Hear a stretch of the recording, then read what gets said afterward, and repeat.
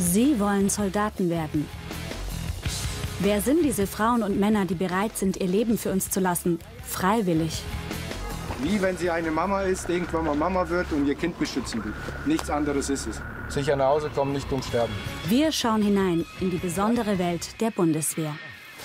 Nils, Bahn 2, Peter, Bahn Nils, 21. In der Spezialgrundausbildung zum Jäger schießt er heute scharf mit dem G36 und dem Maschinengewehr. Die äußersten 2 links gehören Bahn 1, die 2 rechts davon Bahn 2. Verstanden? Verstanden. Gut. Bewirken Sie das falsche Ziel, sind Sie durchgefallen. Das sollte klar sein. Nächstes Sprungziel, Linie 80. Dort stehen freihändig. 3-mal Einzelfeuer mit dem Rotpunkt. Verstanden? Verstanden. Marsch, Marsch. 3-mal Einzelfeuer für Erlaubnis.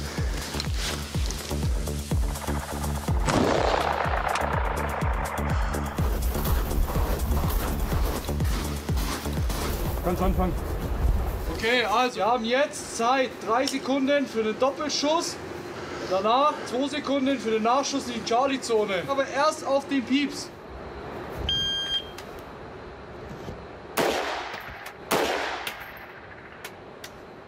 Man ist schon nervös, weil man weiß, es wird gewertet. Das ist ein IGF-Schießen, heißt, es muss man einmal im Jahr ablegen. Und dann kann man eine gute oder eine schlechte Leistung erzielen. War jetzt für mich in Ordnung. Und wie schätzt ihn Ausbilder Oberfeldwebel Florian ein? 14 von 14 Treffern, Sie haben Gold, Sie haben bestanden. Jawohl. Gerade bei seiner Entwicklungsstufe würde ich auf jeden Fall sagen, wir haben noch einige Wochen vor uns. Das kriegt er auf jeden Fall hin. Und es gibt immer Potenzial nach oben. Also ich persönlich gehe schon mit einer Ernsthaftigkeit ran, weil man hat im Endeffekt eine scharfe Waffe am Mann, mit der man umgehen muss, weil sonst passieren unschöne Dinge. Das MG macht 70 bis 80% der Feuerstärke aus. Man hat also auch eine große Verantwortung, sollte handlungssicher mit der ganzen Sache sein. Einer wurde aufgeklärt. Rechtzeitig Partyhaus. Erkannt? Erkannt. Gut, das sind unsere 3 feindlichen Schützen. Feuer frei. Das ist eine große, schwere Waffe. Man schießt viele Schuss auf einmal und das ist sehr ungewohnt. Hier erschreckt man sich, finde ich, leichter beim Schießen, als wenn man mit dem G36 schießt. Weil einfach viel mehr Schuss, viel mehr Rückstoß. Das war so einer der Gründe für mich, wieso das ein bisschen Respekt hatte vor der ganzen Sache. Die Ausbildung, man muss einen Klicken im Kopf bekommen, dass man sich wirklich traut, auch den Abzug zu drücken und die Feuerstöße kommen lässt und nicht anfängt, erst noch nachzuzielen. Parallel üben im Biwak die anderen das Vernichten von Panzern mit der Panzerfaust. Im Zuge der Straße, Entfernung 200, ein BTR in Stellung. Alle erkannt? Erkannt. 1 und 2, Panzerfäuste fertig machen, von dort aus den Panzer vernichten. Wir begleiten Sven, 34. Und auf. Und weg, Sicherung einziehen. Los, Marsch!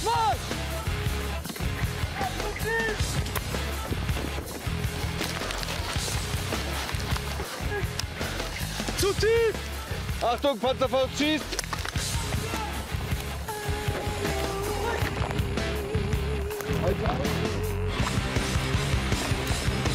Da muss der zweite Schütze... Stabskorporal Peter gibt seine jahrelange Erfahrung weiter. Wir können ja hier uns ranpirschen. Einer beobachtet, sagt, Gau, pass auf, Panzer steht noch immer da. Panzervernichtungstrupp bilden, wir vernichten diesen BTR. Und jawohl, ihr wollt ihn vernichten, nicht, dass er euch vernichtet. Habt ihr noch mal Bock? Jawohl. Schussbeobachtung. Werdet zum Adler, nicht zur Taube. Die Schießtruppe ist in der Kaserne angekommen. Vor dem Feierabend heißt es aber erst noch Waffe zerlegen und putzen. Denn, wie heißt es so schön, die Waffe ist die Braut des Soldaten. Und ist Nils heute mit sich zufrieden? Ich fand, heute war ein sehr guter Tag. Also auch Schießen hat sehr viel Spaß gemacht. Und das Wetter hätte besser sein können. Die Herausforderung, würde ich sagen, lag darin halt, einfach nochmal zu schauen, dass man das, was angesprochen wird, was an Mängeln da war, meinetwegen das Schießbild war nicht ganz perfekt, dass man da nochmal versucht hat, ein bisschen nachzuarbeiten und zu schauen, dass man dann enger mit den Schüssen zusammenkommt. Das war, würde ich sagen, für mich ist heute der Schwerpunkt. Was steht heute sonst noch an? Und wie schaut es eigentlich mit Privatsphäre aus? Ein bisschen die Ausrüstung nachbereiten, dass halt alles wieder vorbereitet ist für morgen. Rucksack nachpacken, die nassen Sachen einmal trocknen, aber sonst essen und mit der Freundin telefonieren, würde ich sagen. Gut, die Privatsphäre steht beim Soldaten also nicht an erster Stelle. Dann zeigt uns Nils noch seine Stube. Und hier kommen wir ihm etwas näher. Ja, das wäre jetzt hier mein Eck einmal, mit privater Bettdecke, ein bisschen heimisch eingerichtet. Da unten meine Privatsachen. Aber jetzt nicht so viel, man ist ja 90% der Zeit in Uniform unterwegs, deswegen habe ich da nicht viel dabei. Und nee, was Persönliches, also so eine Blume von meiner Freundin, die sie mir mal gebastelt hat, ist dabei, so als kleines Andenken, immer, wenn man unter der Woche hier ist. Das ist aus Pfeifenreiniger gebastelt und so ein bisschen mit dem jeweiligen Parfüm draufgesprüht, dass man so ein kleines süßes Andenken hat, wenn man unter der Woche mal länger weg sein sollte.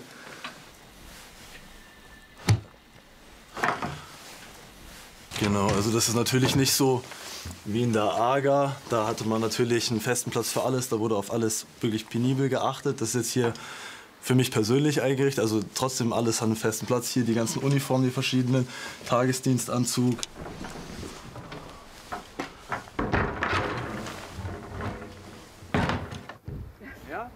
Im Biwak bereiten sich die anderen Soldaten auf eine weitere Nacht unter einem eiskalten Sternenhimmel vor.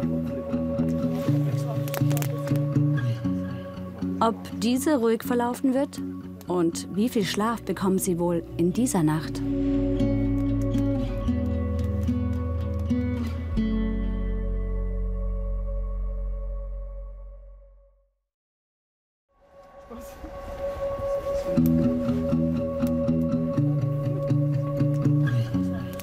Es war die zweite Nacht im Biwak mit wenig Schlaf für Sven und seine Kameraden. Und was war los? Ja, im Alarmposten wurden 4 feindliche Schützen aufgeklärt. Die wurden dann aus den Stellungen im Grabenkampf heraus bekämpft, was auch soweit sehr gut funktioniert hat. Für ihn hieß das nur 2 Stunden Schlaf. Wie kommt er damit klar? Man ist selbst in der Pflicht, seine Motivation hochzuhalten. Da darf man sich wegen ein bisschen Schlafmangel nicht beeinträchtigen lassen. Wenn man sieht, dass Einzelne einknicken, den aufnehmen, mitziehen, wieder in Bewegung bringen und einfach nicht zum Stillstand kommen. Weil Ruhe ist der größte Feind bei Müdigkeit.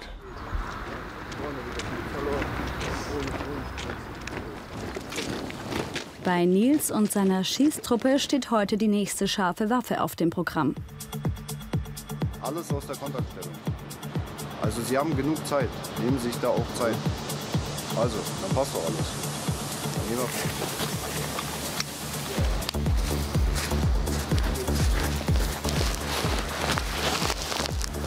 Ein Ziel rechts. Fertig? Fertig. Warum bin ich so zittrig? Warum? Ich verstehe nicht. Das ist doch alles das Gleiche. Es passiert ja nichts. Ruhig bleiben, tief durch. Okay? Jawohl. Nicht verkrampfen und nicht die Arme so durchdrücken. Okay? Verstanden. So wie das vorhin gemacht haben. Okay?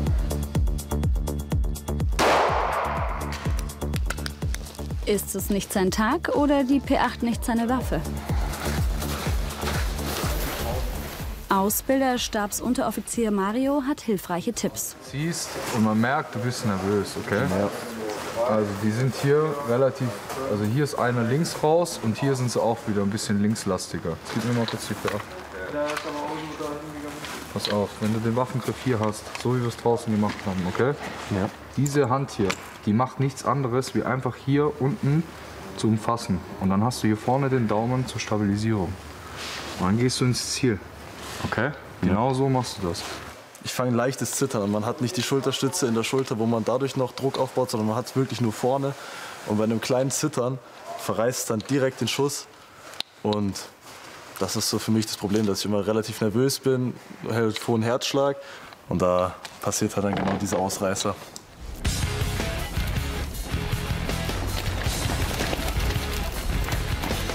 Zurück im Biwak bei Sven. Bevor die Truppe allerdings nach Hause darf, wird noch in der Stellung mit Manövermunition geübt. 3 Tage im Wald liegen hinter ihnen. Stabskorporal Peter weiß, was das bedeutet. Die Herausforderung liegt da drin natürlich erstmal von dem ganzen Wetter hier. Nass, kalt, wenig Schlaf, viel Dreck, schwere körperliche Belastung, psychische Belastung. Und das alles dann zusammen zu verbinden in einen Übungsdurchgang. Und dann taucht noch Hauptmann Martin auf, um sich ein Bild vom Ausbildungsstand zu machen. Wenn ich jetzt hier schon wieder von dem MG irgendwie höre, 2 feindliche Schützen, 11 Uhr, Ja. Also es fehlt Entfernung, es fehlt Verhalten, alles möglich. Das sind die Basics, die wir haben wollen. Okay. Die sollen nicht einfach nur anfangen zu schießen und dann den Kopf ausmachen. Dann fangen wir neu an.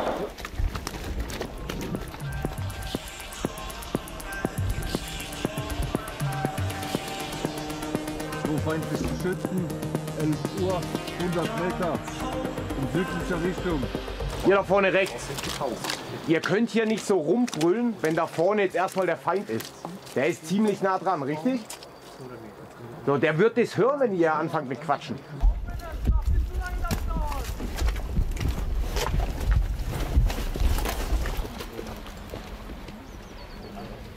Dann ist es endlich soweit. Abbau und Aufbruch steht an. Es geht zurück in die Kaserne. Was du Hilfe? Ja.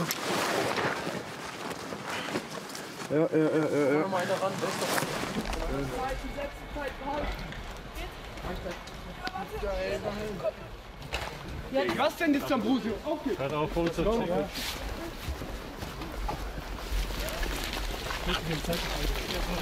Ja, dann werden wir abhinken und wir schützen die. Alle da? Das ist schön. Was will ich jetzt von Ihnen sehen? Ich will von Ihnen sehen, dass Sie kameradschaftlich sind zueinander.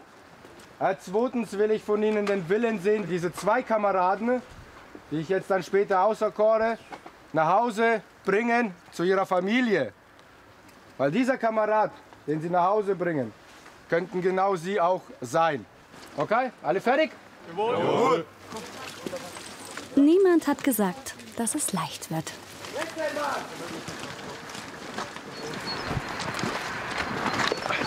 Ausfall! Bitte 360 geht! Fuß! Wir unterstützen, Kameraden! Hand drauf, jetzt mit drauf. Sind wir jetzt fertig? Jawohl. Dann können wir marschieren. Auf geht's. Marsch!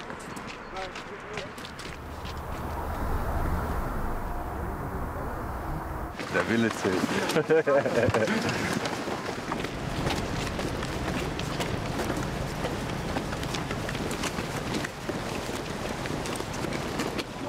So schnell geht's. Fließendes Wasser nach 3 Tagen Biwak. Sicher nur eins von vielen Glücksgefühlen gerade.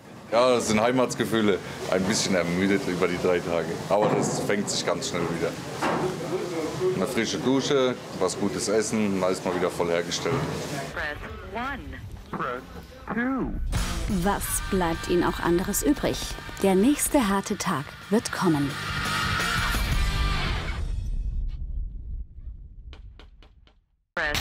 Übung, Detonation! 5 Wochen später. Sven fällt leider aus. Eine Lungenentzündung hat ihn ausgenockt. Dafür lernen wir Mona, 19, kennen. Rein. Von jetzt rein. 1 drin! 2 drin. Und jetzt stehen hier 3 Mann über der Einbruchstelle, während der 1er und der 2er hier arbeitet. Sie müssen so viel Platz lassen, dass wenn Sie hier rankommen, 1 und 2 schon drin sind. Okay? Jawohl. Alles klar. So, erster Punkt. Nach dem Waldkampf kommt jetzt der Grabenkampf. Alles baut aufeinander auf. Und durch? Ist halt immer sehr eng, da hat man sehr wenig Platz. Da ist die Kommunikation mit den Kameraden auf jeden Fall wichtig. Dass man da beispielsweise beim Abstreuen eben genug Platz lässt, falls der 1er ausfällt, dass der 2er eben vorbeikommt. Das sind alles so Herausforderungen, die man auf jeden Fall bewältigen muss. Was ist dir jetzt aufgefallen? Ja, ich habe die Waffe nicht vorne gehalten. Richtig, du hast die Waffe wieder eingezogen. Lass die Waffe da vorne, okay? Das ist deine Lebensversicherung. Also, lass die Waffe da oben, da vorne ist Feind, der dich töten möchte. Die Tage hier werden noch mal richtig hart, bis die Spezialgrundausbildung dann zu Ende ist. Denk daran, 21, 22, die Bebauung von diesen Grabensystemen kann aus Holz bestehen, sowie auch aus Blech und anderem, okay? Du hast da auch Abprallgefahr. Das heißt, du rennst dann in deine eigenen Schüsse unter Umständen rein, okay?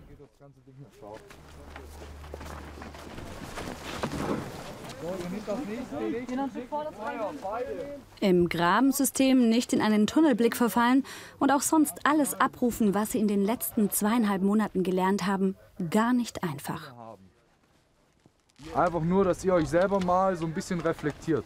Okay, wir sind nämlich hier Erwachsene, ihr kriegt das auch hin. Braucht nicht immer hier Ausbilder Papa oder so. Nee, ihr kriegt das auch selber hin, mal Fehler zu erkennen. Okay?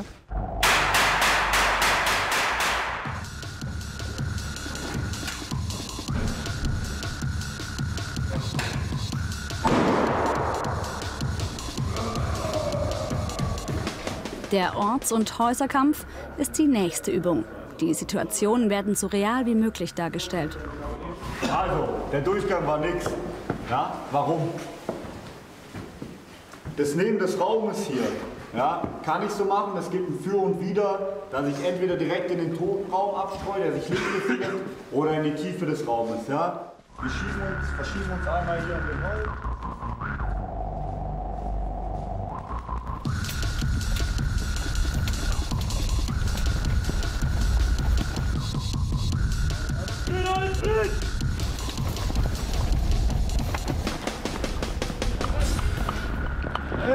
Schnell, 4 links! 1 drin! Okay, zur Auswertung, ja, was ist mir und den Gruppenführern aufgefallen? Wir brauchen mehr Abstand untereinander. Wichtig. Ja, irgendwelche Fragen dazu? Wir versuchen ihn den Orts- und Häuserkampf beizubringen. Kampf von Raum zu Raum, Kampf von Haus zu Haus, Überwinden von Sperren, Estradsperren. Stabskorporal Peter weiß, wie schwer es ist, sich darauf vorzubereiten, denn sie wissen nie, was sie vor Ort vorfinden. Wie war die Übung für Mona und ihre Truppe? Es war ein bisschen schwierig, weil dann von uns öfter mal selber noch einen Truppenführer spielen musste. Und das war natürlich immer noch mal ein bisschen herausfordernd, weil man dann nicht einen genauen Plan hatte, keinen hatte, der ihm genaue Befehle gibt. Das heißt, man musste sich auf alles konzentrieren und nicht nur auf die Tätigkeiten Einzelschütze, auf die wir uns eigentlich fokussieren sollten.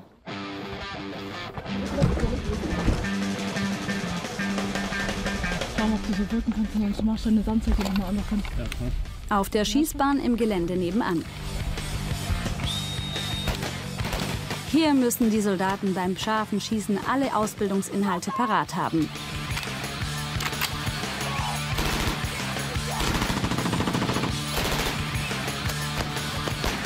Ein feindlichen Schützen bekämpft! Jeder von ihnen muss hier eigentlich jede Position und jede Waffe wirklich beherrschen. Die Grape ist ja ein Sprengsplittergeschoss und somit können wir mehrere Feinde damit vernichten. Die größte Herausforderung ist die Entfernung einschätzen, wie weit das Fahrzeug oder die Ziele, die er bekämpfen will, sind.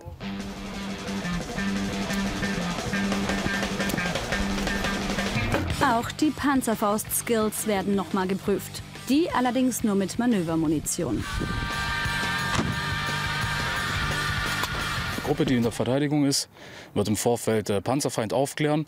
Auf den Befehl des Truppführers wird diese dann ausfließen, im Schwerpunkt dementsprechend auch rückwärts ausfließen, um dem Feind keinen Schwachpunkt bieten zu können. Sobald die Panzerfauststellung dementsprechend erreicht ist, gehen beide Schützen in Stellung, um den Feind optimal vernichten zu können. Bei der Auswertung wird klar, es hapert auch noch an der Verständigung. Was ist diese Fühlung? Kann man das essen? Kann man das anfassen? Was ist das? Ob wir noch einen Feind sehen? Fühle ich den? Aufklären. Aufklären oder nicht aufklären? Danke. Dann nutzen Sie das auch. Vorher denkt man immer so drüber nach, das ist halt alles eine Ausbildung. Aber wenn man dann mal da liegt, dann hat man schon auch eher so die ganze Situation mal eher, wo man sich das dann vorstellen kann, wie es im echten Leben vielleicht auch wäre. Darauf werden sie so gut wie möglich in dieser Spezialgrundausbildung vorbereitet. Auf echte Situationen. Auch bei Nacht.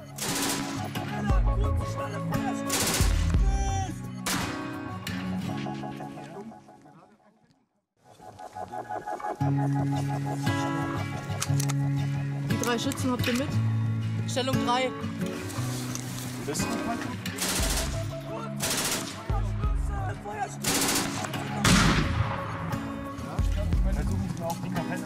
Auch Nils ist auf dem Truppenübungsplatz eingetroffen, allerdings ziemlich erkältet. Was die anspruchsvolle Übung im Graben für ihn nicht leichter macht. Es wird immer ein Helm getragen. Immer. Niemals ohne Helm in ein Grabensystem. Jawohl. Nach abriegeln. Also. Was hier wichtig ist, ist natürlich wieder die Fühlung zu den Kameraden. Ich sage immer so gerne aneinander kleben. Wir riegeln einmal nach links ab, wir riegeln einmal nach rechts ab, so wie geradeaus. Ja? Ja. Dann als Cut. Abstreuen, genau das gleiche wie im Rottenhäuserkampf. Verstanden? Jawohl. Ausführung. So, stopp. Stopp. So, was haben wir im Ortshäuserkampf gelernt? Was macht die 2 immer? Die Waffe bleibt oben. Die Waffe bleibt oben. Warum? Dass ich auch wirken kann nach vorne. Ja, aber was sagen wir immer? Eine Waffe ist keine Waffe. Also soll die Waffe halten, dass sie wirken können über ihren Kameraden. Das bedeutet nicht, dass sie die Hand hier ausgestreckt an seinem Gesicht halten und die Mündung, sondern die Waffe ist mit der Mündung vor seinem Gesicht am besten noch, damit er den ganzen Schmauchscheiß nicht ins Gesicht bekommt. Verstanden? Jawohl. Und dann kommt in der Ausbildung noch mal etwas Neues dazu. Das Manöver Handgranatenwerfen im Graben. Dann alle rankommen. Jeder kriegt eine Handgranate. Scharf machen so. Das heißt, jeder hat jetzt eine Handgranate, richtig? Wir haben ja verschiedene Wirkmittel oder Möglichkeiten, wie wir im Grabenkampf vorgehen können. Hier jetzt als Beispiel die Handgranate. Hier vorne, Absicht des Truppführers war es dementsprechend, Handgranate kurz und lang einzusetzen. Sollte der Feind ausweichen, wird ihm dementsprechend die Handgranate entgegenkommen. Genau, Sie machen ein kleines Kampfgespräch, alles klar. Ich werfe kurz, ich werfe lang. Dementsprechend wissen Sie sehen es ja von hier aus. Sehen Sie das? Ja. Ich rede mit Ihnen, ja, alles klar. Da dementsprechend Handgranate kurz, Absprache mit dem Vierer, okay, Vierer wirft die lang. Vorne Kreuzungsbereich, wo der Feldwebel steht. Ja, jetzt für mich schwierig, also kann ich hier jetzt theoretisch einfach so... Ja. Handgranate liegt! Die lang, die lang. 21, 22. Handgranate liegt. Gut, kurz stopfen. Was ist jetzt passiert? Bei Handgranate kurz lang sollten Sie dementsprechend diese parallel werfen. Ach, okay, ja. Ich dachte auch erst kurz und dann lang. Die kurz fliegt, kurz darauf kommt die zweite. Verstanden. Jawohl. 1, 2, Sie haben noch Handgranaten? Jawohl. Übergeben, nochmal. Handgranate liegt! Handgranate liegt! So kann das aussehen. Na also, geht doch. Jawohl. Jawohl. Ortshäuserkampf und Grabenkampf, Ausbildung. Grabenkampf war erste Ausbildung, hatten wir vorher noch nie gehabt. Was ich gemerkt habe, sehr anspruchsvoll für den Kopf. Auch wenn es nicht so aussieht vielleicht, man muss eigentlich wissen, was die Kameraden denken, weil man muss ja als eine Einheit quasi fungieren. Und da ist es dann schon viel Geratter im Kopf bei mir gewesen. Der Tag endet. Aber die Ausbildung der Soldaten geht weiter. Auf dem Programm scharfes Nachtschießen. Ja. Unsere linke Grenze. Ja. Linker Ausläufer, Dorf. 2 neue Schützen. Hey, siehst du die? Ja, hab ich mit. Ja. 3 weitere Schützen. 6 feindliche Schützen im Vorfeld. Vorfeld. Hast du mit? Hab ich mit. Bist du fertig? Ja. Stellung 1 und 2 fertig. Fertigmeldung von außen nach innen zu ihm. Fertigmeldung zu Feuerüberfall auf Pfiff. Fertigmeldung nach innen.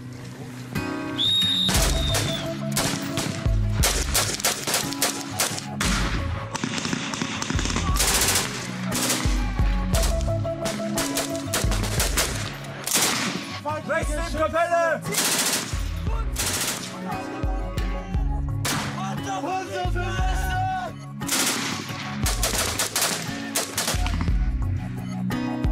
Und wieder zeigt sich, sie können nie genug üben. Schließlich geht es hier um ihr Leben und es im Ernstfall zu verteidigen. Ja, es ergibt keinen Sinn, wenn Sie da anfangen, ein Gespräch zu führen und das von allen Seiten. Das hat sich angehört, als wären wir gerade auf einem Basar. Also es ist definitiv noch mal komplizierter und anstrengender als tagsüber. Man hat halt die Lucy noch, also unser Nachtsichtgerät, aber gerade auch dann das Zielen an sich geht halt dann auch nicht durchs Zielfernrohr oder durchs Reflexvisier. Das geht dann halt eben nur mit dem Laser, das wir dann haben. Bei Nacht ist halt umso wichtiger, richtig gut zu kommunizieren, weil die Kameraden sehen einen nicht. Man muss wirklich darauf achten, was meldet man im Vorfeld und gucken, dass jeder auf demselben Stand ist.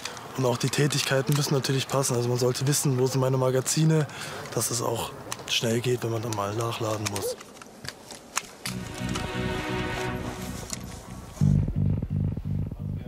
Und zum Ende der Ausbildung kommt dann noch ein richtiger Hammer: das Werfen von scharfen Handgranaten. Für alle in der Spezialgrundausbildung eine Premiere. Auf jeden Fall ein bisschen nervös jetzt, ja.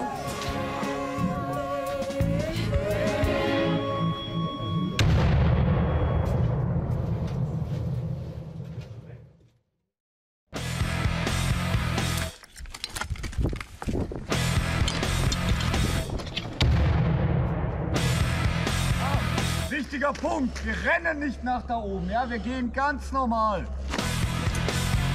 Raus, raus, raus! Perfekt wäre es, wenn Sie nicht die Handgranate hier auf mich so werfen. Ja. Raus, raus, raus! Und hier rein, hier rein, hier rein, hier rein.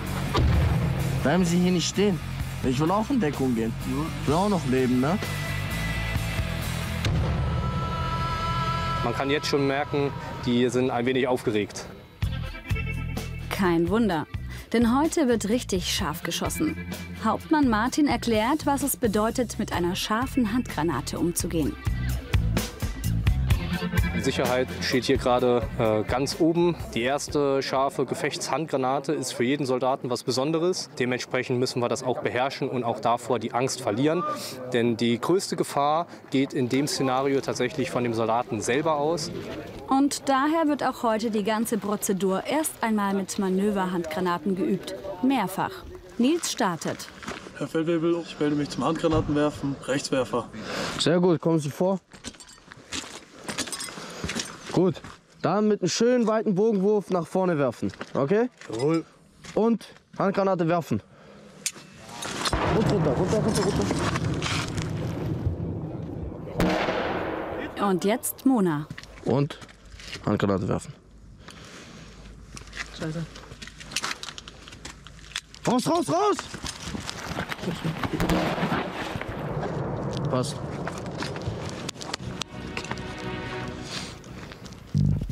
Jetzt wird es ernst. Die Soldaten machen sich auf den Weg zum scharfen Handgranatenwerfen. Alle geworfen haben.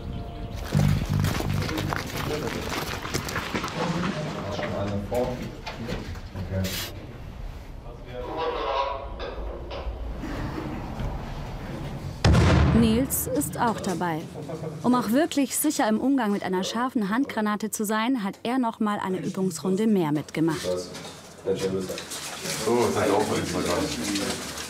Ist gut? Ja. Perfekt abgebaut? Oder die Angst eher vor dem Haus so ein bisschen? Fall, ja. Der Respekt ist natürlich immer noch da. Ich wollte halt unbedingt handlungssicher an der Handgranate sein, deswegen habe ich mir nochmal in die 5. Gruppe verschieben lassen. Wir wissen, was ich vorne tue.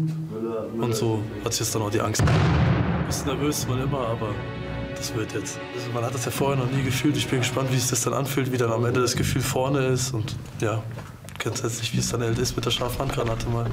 Es ist so wichtig, die Durchgänge vorher ausreichend zu üben, damit sie den Umgang wirklich sicher beherrschen, weiß Hauptmann Martin. Eine Handgranate wird aus Versehen fallen gelassen, sie wird nicht richtig gehalten. Es gibt auch den einen oder anderen, der schon den Splint der Handgranate gezogen hat und den Splint geworfen hat, anstatt der Handgranate. Das ist halt alles ein Indiz dafür, wie aufgeregt die Kameraden sind bei ihrem ersten scharfen Handgranatenwurf. Stunde der Wacht, ne? Jawohl. Haben Sie Bock? Ich hab Bock. Und Respekt? Auch das. Auch das? Ja. Sehr gut. Granate haben Sie direkt in der Hand. Sehr schön, ne? Puls geht, glaube ich. Ich habe so ein bisschen Kribbeln im Bauch, aber wird auf jeden Fall. Also ich probiere mich nicht irgendwie, ich probiere nicht durchzudrehen. Ich gehe jetzt einfach auch nichts beim Kopf durch. Ich habe es ja gerade eben schon gemacht. Hat doch alles funktioniert. Und dann ist es soweit. Nils ist als erster dran. Herr Hauptfeldwebel, melde mich zum Handgranatenwerfen, Rechtswerfer. Gut, Ihr Ziel ist das äußerst rechte. Verstanden? Sie vernichten dieses Ziel in einem Bogenwurf. Dazu fertig machen zum Handgranatenwurf. Fertig. Wurf.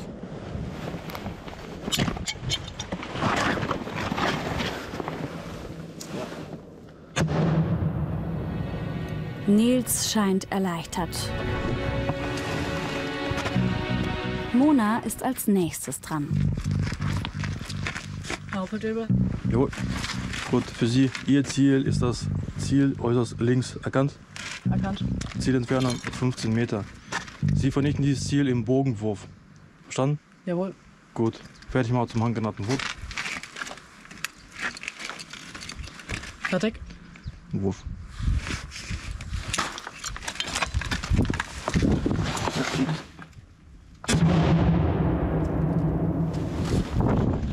Und auch Mona hat es gut hinter sich gebracht.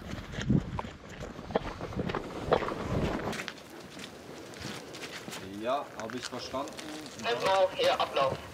Respekt ist gut, gerade bei Handgranaten hier, aber zu viel ist auch nicht richtig, weil sie sind ausgebildet daran. Sie haben es vorgeübt und sie haben es hier auch unter Beweis gestellt, das war komplett in Ordnung. Es war unspektakulärer als erwartet. Ging auf jeden Fall sehr schnell vorbei. Es war ja nur kurz ein kurzer Wurf. Also ich muss sagen, es war schon ein gutes Gefühl, meine Handgranate. Und das war wirklich, wie der Feldwebel das auch gesagt hat, ein cooles Gefühl. Aber ich habe es mir tatsächlich spektakulärer vorgestellt. Wie der Feldwebel es auch schon gesagt hat, man sollte Respekt davor haben. Aber dass ich so nervös war, vorher nicht berechtigt. Was bedeutet es für Nils und Mona, Soldatin und Soldat zu sein? Warum haben sie sich ausgerechnet für diesen Beruf entschieden? Ja, eigentlich in meinem Land zu dienen und das Bestmögliche daraus zu machen und die Chance zu nutzen, die man dann dementsprechend bekommen hat. Irgendjemand muss es machen. Ich denke, dass eine friedliche Welt ohne Armee ein Wunschdenken ist. Deswegen brauchen wir auf jeden Fall eine Armee. Und ich mache das gern für andere Menschen.